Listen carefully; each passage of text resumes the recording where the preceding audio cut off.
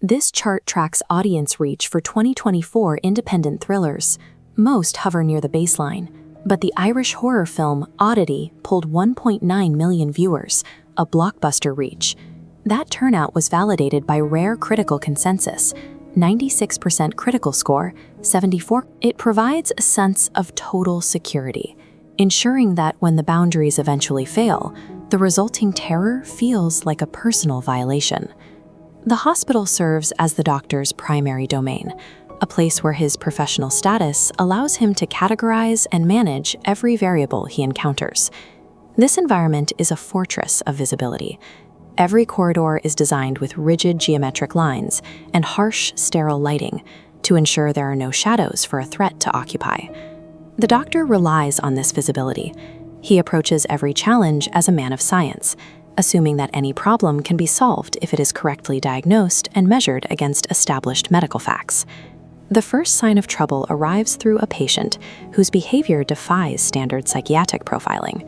The doctor attempts to apply his usual diagnostic tools, but the patient's actions suggest a logic that operates entirely outside the laws of biology. As tests continue to fail, his frustration grows.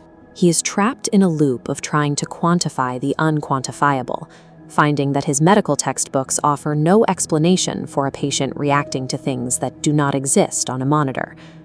While the doctor struggles to maintain order in his brightly lit office, the scene shifts to the girlfriend, who is left alone in the house as the sun begins to set, leaving her isolated in a space that is rapidly losing its clarity. The hospital's design proves to be a false safety net. Despite the bright lights and security protocols, the doctor's scientific rationalism provides no defense against a threat that his eyes can see, but his logic cannot accept. The transition into the house changes the atmospheric stakes. The home presents itself as an architectural cage, emphasizing the physical distance between the couple and any hope of outside intervention. Looking at this floor plan, the house's layout is a series of tactical disadvantages. The deep architectural blind spots and the way the main living areas are funneled away from the exits show how easily a resident can be cornered. Inside these rooms, the anomalies become physical. The air seems to thicken with the weight of things that shouldn't be there, and the familiar creaks of the floorboards begin to sound like deliberate, heavy footsteps. His composure breaks when he sees something moving through his own hallway that he cannot explain away as a trick of the light.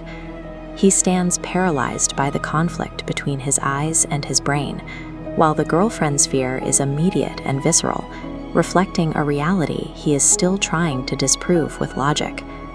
The isolation of the house eventually completes the trap. Every locked door and heavy curtain that was meant to provide privacy now serves to ensure that whatever has entered the house is now trapped inside with them.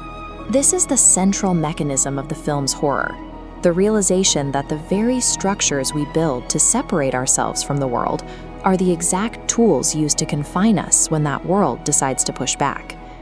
Looking back from the climax, Oddity resonates because it targets the universal assumption that our homes are the one place where we are truly in control. This focus on domestic vulnerability allowed the film to find a global audience. Online forums and deep dive communities have emerged in dozens of languages, all attempting to decode the film's specific brand of spatial tension.